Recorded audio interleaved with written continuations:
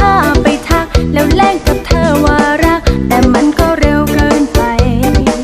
ไอ้พวกผู้ชายที่เคยแลกกันครั้งก่อนต้องหยุดเอาไว้ก่อน